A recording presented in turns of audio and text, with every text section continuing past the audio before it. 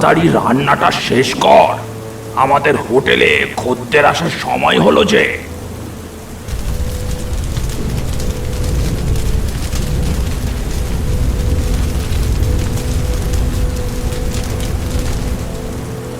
খদ্দেররা ওই এলো বলে তাড়াতাড়ি রান্নাটা শেষ কর।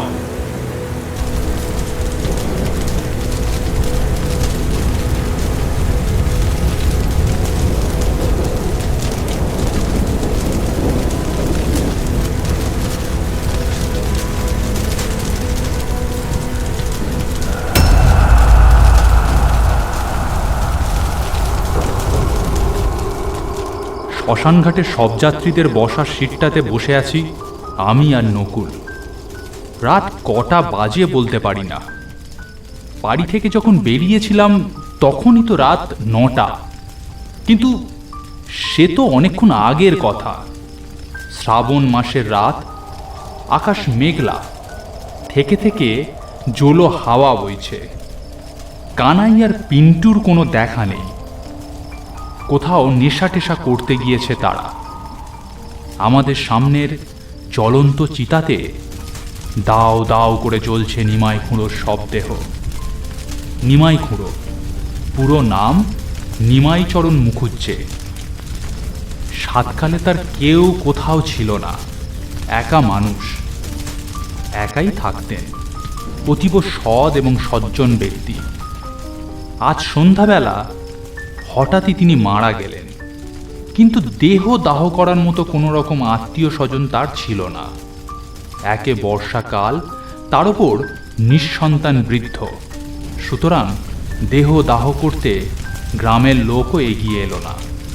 তখন আমি, নকুল, কানাই আর পিন্টু এই 4 জনে মিলে তার সব দেহ দাহ করার দায়িত্ব নিজের কাঁধে তুলে নিলাম। মানুষ হিসাবে আমাদের তো একটা কর্তব্য আছে। দেহ কাঁধে করে বয়ে শ্মশানে এনে সমস্ত রকম ক্রিয়াকর্ম সারার পর সব দেহে আগুন লাগিয়ে আমরা হাত পা ছড়িয়ে একটু বসেছি। গাঁয়ের প্রান্তভাগে এই শ্মশান। শ্মশানের ঠিক পাশ দিয়ে বয়ে গেছে দামোদর নদ। শ্মশানের পরিবেশ অতীব ভয়ঙ্কর। চারিপাশে ভীষণ জোরে ঝিঁঝিও ব্যাং ডেকে চলেছে। এবার তার সাথে শুরু হলো শিয়ালের ডাক। হঠাৎই শরীরটা কেমন শিউরে উঠল। নকুল থতমত খেয়ে বলল, এই কানাই আর পিন্টু কোথায় গেল বল দেখি? এই আশেপাশে তাদের টিকিটিরও তো দেখা পাচ্ছি না।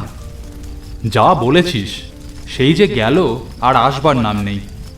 যদিও এখানে কাজ বিশেষ কিছু নেই, কিছুক্ষণ অন্তর অন্তর গিয়ে সব দেহ ঠিকঠাক পুড়ছে কিনা তদারক করা ছাড়া। ওহো, খুব খিদে পেয়েছে। সেই কোন সন্ধেবেলা খেয়েছি, একটু খেলে মন্দ হতো না। তা মন্দ বলিসনি, আমারও খুব খিদে পেয়েছে। কিন্তু এই খিদে পেলে তো আর উপায় নেই। খাবারের দোকান এখানে কোথায় বল? কেন, আসার সময় শ্মশানে ঢোকার আগে রাস্তার ধারে একটা খাবারের হোটেল দেখলাম যে। ওহো, এতক্ষণে কি আর সে হোটেল খোলা আছে? সে কখন বন্ধ হয়ে গেছে? আহ, খোলাও তো থাকতে পারে। চল না একবার গিয়ে দেখি।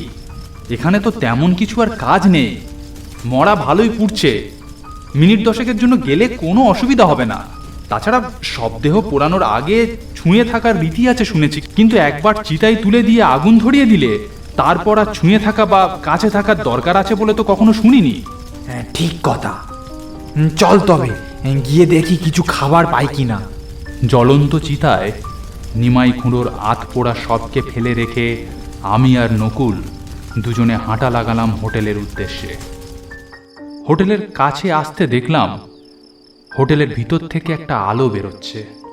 কাছে যেতে দেখলাম হোটেলের মধ্যে একটা টিম টিম করে হ্যারিকেন জ্বলছে।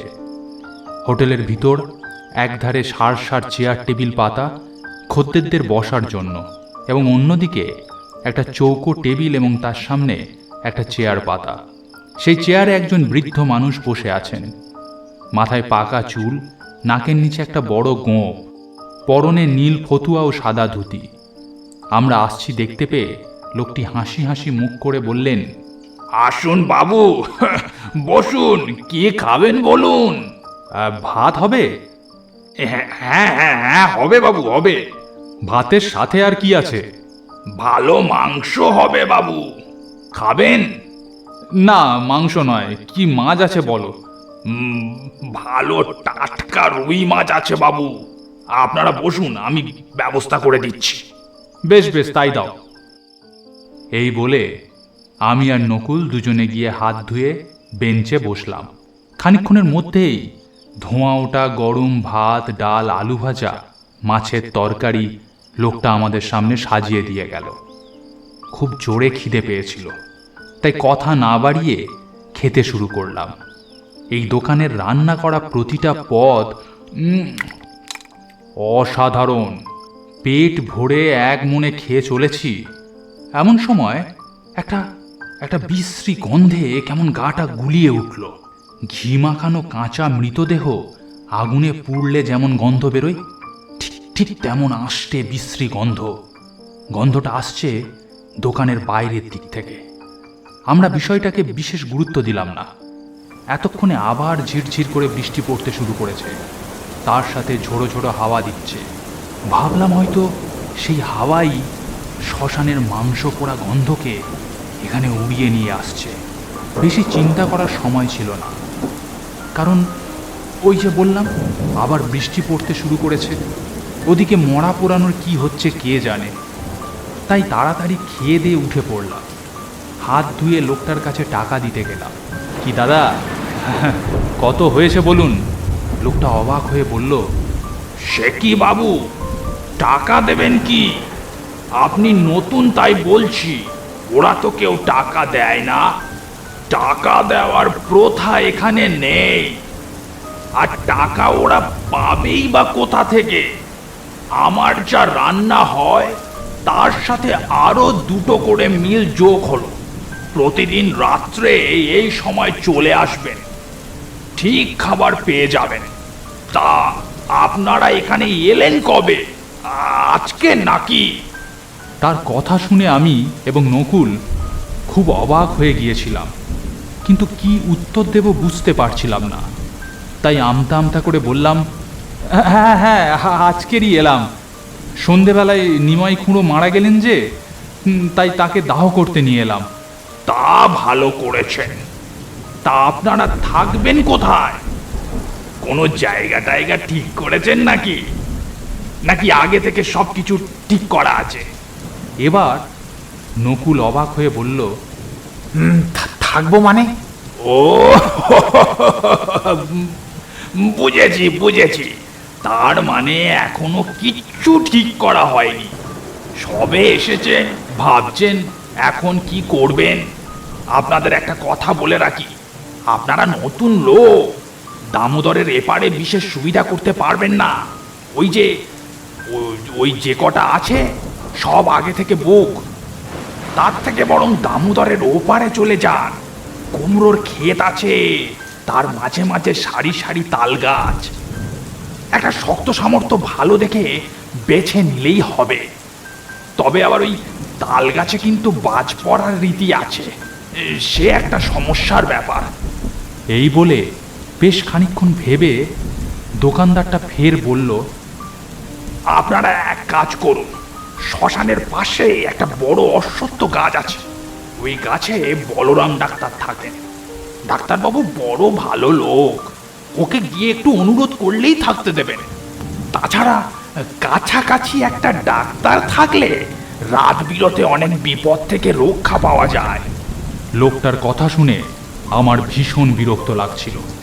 আমি নিজের বিরক্তি একটুও লোকাবার চেষ্টা না করে কড়া সুরে বললাম, আপনি থামুন তো মশাই, যা তা কথা বলছেন। শ্মশানের পাশে একটা অশ্বত্থ গাছ আছে, সেখানে গিয়ে আমরা থাকবার ব্যবস্থা করব। কেন বাবু, ভুল কি বলেছি? আমার হোটেলে তো কখনো কোনো জ্যান্ত মানুষ আসে না। তার মানে আপনি আপনি কি বলতে চাইছেন? আমরা জ্যান্ত নই, আমরা মৃত।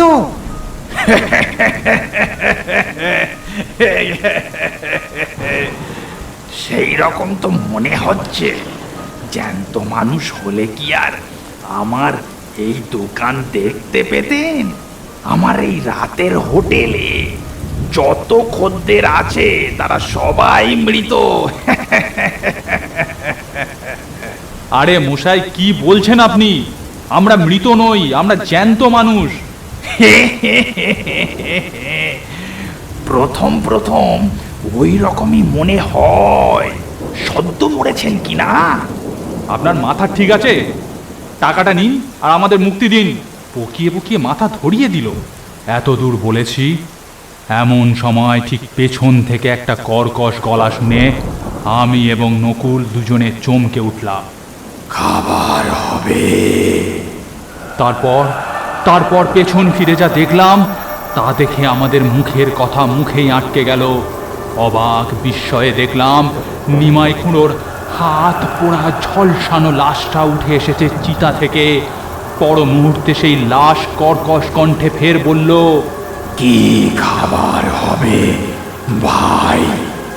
লাশের শরীর আগুনে পুড়ে কালো হয়ে গিয়েছে। তার গা থেকে মাংস পোড়ার ভয়ঙ্কর আষ্টে গন্ধে মাথা ভোঁ ভোঁ করতে লাগলো। এ কি দেখছি আমরা! নিজের চোখকেও আমরা বিশ্বাস করতে পারলাম না। জ্বলন্ত চিতা থেকে উঠে এসেছে নিমাই খুঁড়োর রাত পোড়া লাশ। এও কি সম্ভব? শবদেহের সমস্ত শরীরের মধ্যে সব থেকে ভয়ঙ্কর ছিল তার চোখ দুটো।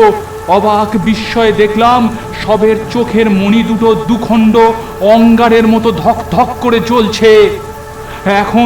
এখন সে দুটি আমাদের দিকে নিবদ্ধ।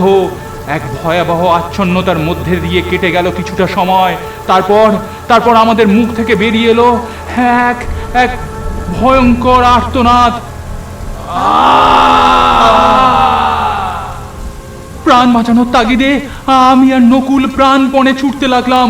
পিছন থেকে ভেসে আসতে লাগলো এক ভয়াবহ হাসির শব্দ।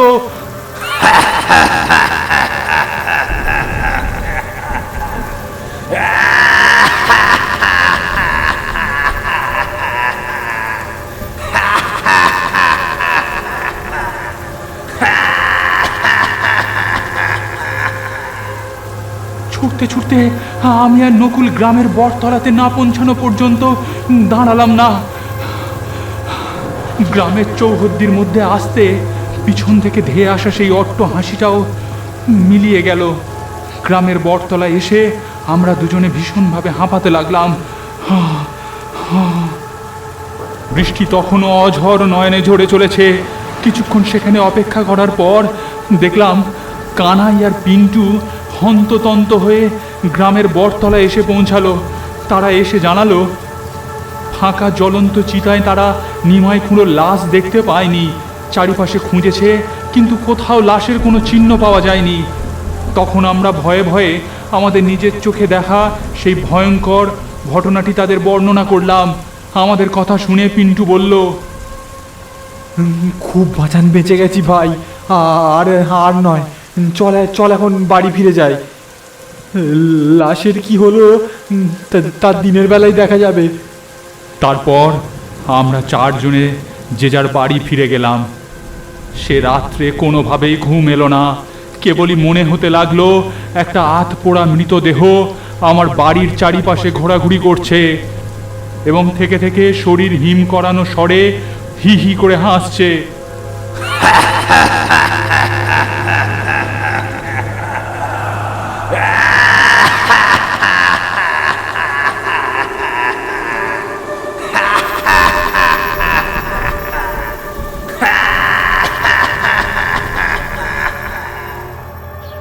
পরদিন সকালে উঠে আমরা চারজনে পুনরায় গিয়েছিলাম শ্মশানের কাছের সেই হোটেলটাতে। কিন্তু গিয়ে যা দেখলাম তাতে আমাদের বিস্ময় আরও বেড়ে গেল। কোথায় হোটেল, কোথায় চালাঘর, কোথায় সার টেবিল চেয়ার পাতা? কিচ্ছু নেই। তার বদলে রাস্তার ধারে কেবলই ঝোপঝাড় জঙ্গল গজিয়ে রয়েছে।